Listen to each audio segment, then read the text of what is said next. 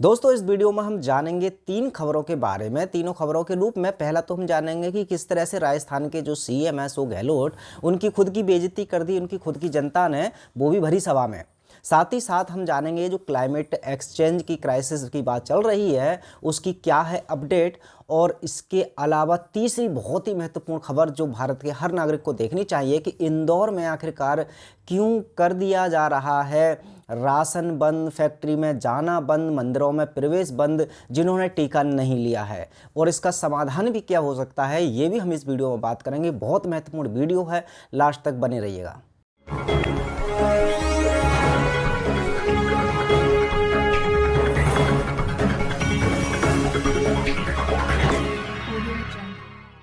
नमस्कार, मैं हूं सुमित आजाद और आप देख रहे हैं ग्लोबी न्यूज़। दोस्तों यदि आप अभी तक आरोग्य जगत के सदस्य नहीं बने हैं तो एक बार जाकर के आरोग्यजगत.com पर जाकर के विजिट कर सकते हैं, उसके बारे में जान सकते हैं, ठीक लगे तो उसके सदस्य बन सकते हैं। लिंक इस वीडियो के डिस्क्रिप्शन में आपको मिल जाएगा। दोस्तों तीनों खबरों में जो तीसरी खबर है वो बहुत ही ज़्यादा महत्वपूर्ण है, क्योंकि जो इंदौर में लोगों के साथ अत्याचार हो रहा है, जिन लोगों ने टीका नहीं लिया है, वो भारत के किसी भी हिस्से में हो सकता है, इसलिए आपको पहले से ही इन सब चीज़ों के बारे में पता होना चाहिए। तो तीसरी खबर जरूर देख के जाइएगा। उससे पहले दो बहुत महत्वपूर्ण खबर है वो भी मैं आपको बताते चलता हूँ। सबसे पहले अभी हुआ क्या था कि राजस्थान में जो अशोक गहलोत हैं वो एक संबोधन कर रहे थे सभा को। वहाँ पर बहुत सारे शिक्षक भी थे और भी जनता थी। तो उन्होंने एक पॉइंट आया था जहाँ पर अपनी सरकार की तारीफ करते हुए कहा कि देखिए कितना बदलाव हो गया है राजस्थान में, कि जो ट्रांसफ़र के लिए है वो पहले शायद पैसे वैसे देने पड़ते होंगे, लेकिन क्या अब पैसे देने पड़ते हैं तबादला कराने के लिए या ट्रांसफ़र कराने के लिए? तो उनको शायद उम्मीद थी कि हाँ सरकार जनता कहेगी कि नहीं नहीं अब ऐसा कुछ नहीं है, लेकिन जनता ने क्या कहा वो जरा खुद सुन लीजिए। पैसे गिराने पड़ते हैं, नहीं आप बताओ, सही बात है नहीं, मुझे नहीं मालूम है,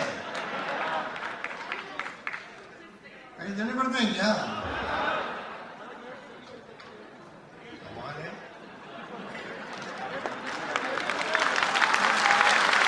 दूसरी खबर के रूप में आपको बता देते हैं कि क्लाइमेट चेंज को लेकर के काफ़ी सारी खबरें आजकल चल रही हैं।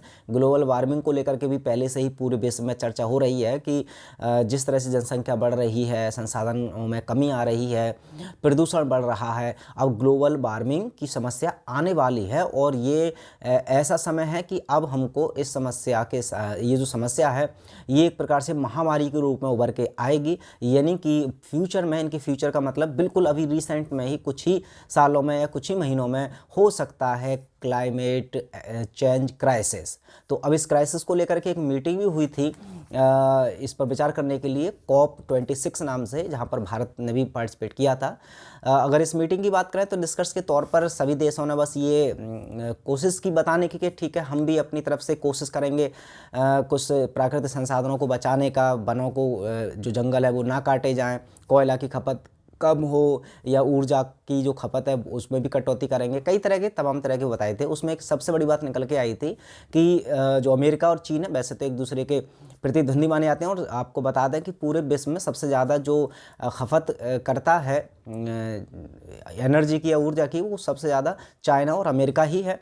तो दोनों ने ही मिलकर के इस बात का वादा किया है कि हम साथ मिलकर के, यानी कि चीन और अमेरिका एक साथ आ चुके हैं और उन्होंने कहा है कि क्लाइमेट चेंज की समस्या को हम दोनों मिलकर के या पूरे विश्व के साथ हम कदम से कदम मिला करके इसको दूर करने का प्रयास करेंगे। लेकिन सवाल यहाँ पर यह खड़ा होता है कि क्या सच में जो क्लाइमेट चेंज, जलवायु बदलाव की जो आपदा आने वाली है ये प्राकृतिक रहेगी या फिर इसके पीछे भी कुछ सोची समझी साजिश? ये मैं इसलिए बोल रहा हूँ क्योंकि इंटरनेट पर कई सारी कॉन्स्पिरेसी थ्योरी चल रही हैं जिनका कहना ये है कि अमेरिका में जो हार्प टेक्नोलॉजी है जो काफ़ी टाइम से बैन भी है, इसका सीक्रेटली मतलब छुप करके इसका हिडन तरीके से इस्तेमाल किया जा रहा है और इसके द्वारा ही क्लाइमेट चेंज किया जा रहा है, और ये सोची समझी एक साजिश है। अब इसमें कितनी सच्चाई है वो तो फ्यूचर में ही पता चलेगा, या फिर आप जानने का प्रयास करेंगे तब शायद इसका सवालों के जवाब मिल पाएंगे। फिलहाल तो आप अपनी राय जरूर दे सकते हैं कमेंट बॉक्स में। चलिए तीसरी और महत्वपूर्ण खबर पर सीधे आते हैं। तो अभी इंदौर में क्या है खबर वो मैं पहले आपको बता देता हूँ। इंदौर में आप स्क्रीनशॉट देख सकते हैं, ये एक अखबार का है, हाल ही का ये अखबार है और ये फ़िलहाल कुछ दिन पहले का ही है, लेकिन ये हाल ही में इंदौर की ये खबर है। क्या लिखा है कि दोनों डोज का सर्टिफिकेट नहीं होगा तो 30 नवंबर से, यानी कि ये जो नवंबर चल रहा है इसके 30 नवंबर से ना तो किराना मिलेगा, न दूध, ना ही मंदिर में प्रवेश और ना ही फैक्ट्री में काम। अच्छा, इस खबर की सबसे महत्वपूर्ण बात यह है इंदौर की कि यहाँ पर जो आदेश दिया है तो सरकार की या कलेक्टर की तरफ से इस तरह का आदेश नहीं दिया है एक्चुअल में। अगर इस खबर को बहुत ध्यान से पढ़ेंगे तब पता चलेगा कि ये जो जबरन टीकाकरण एक प्रकार से करने की कोशिश कर रहे हैं या फिर जो टीका को अनिवार्य करने का प्रयास कर रहे हैं, ये प्रशासन ही नहीं, इंदौर की खुद की जनता चाहती है और जनता ने सपोर्ट किया है, या यूँ कह सकते हैं कि ये जनता ही चाह रही है कि सब लोगों को टीका लगना ही चाहिए।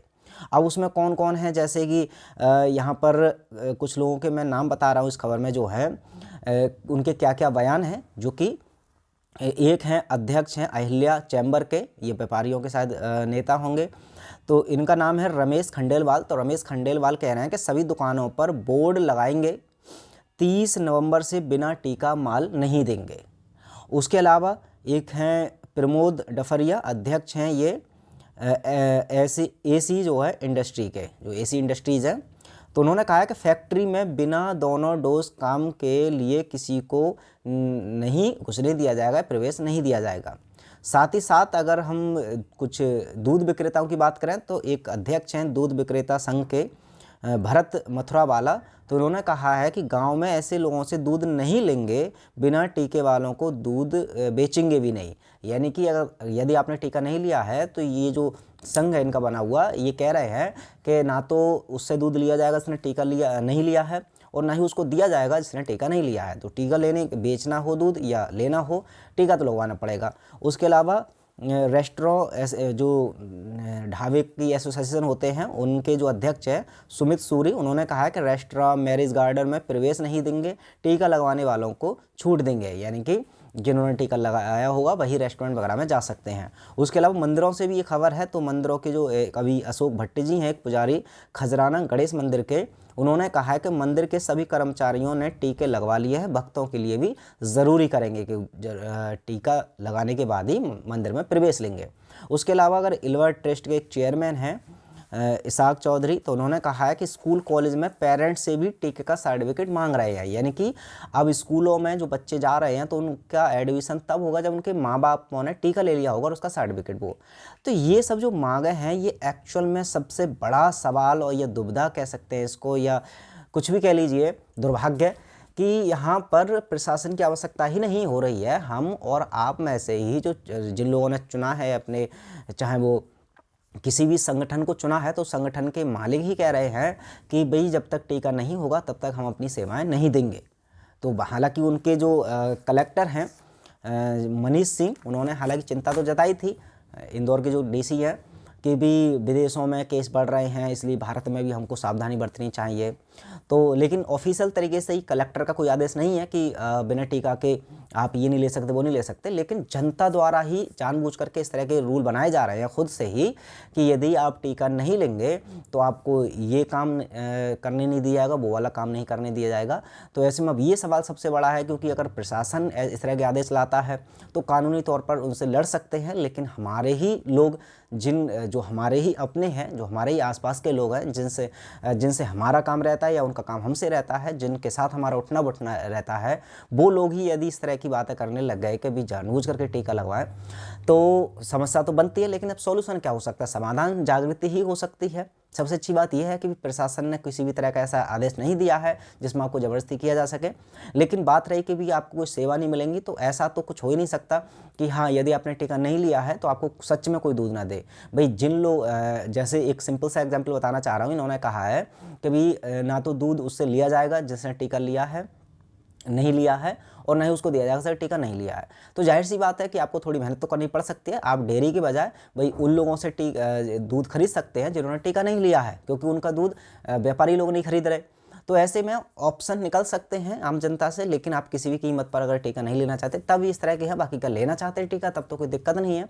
अब बहुत सारे लोग मना कर रहे हैं टीका को, उसका कारण कई सारे हैं जो शायद आप भी जानते हैं, मुझे ज़्यादा व्याख्यान करने की आवश्यकता नहीं है। फिलहाल आप अपनी राय जरूर दीजिएगा इस तरह के समस्याओं के समाधान के रूप में भी। हालांकि जो मेरी राय है वो मैंने बता दी है। मिलते हैं अगली वीडियो में और इन्फॉर्मेशन के साथ, तब तक अपना ख्याल रखें। जय हिंद।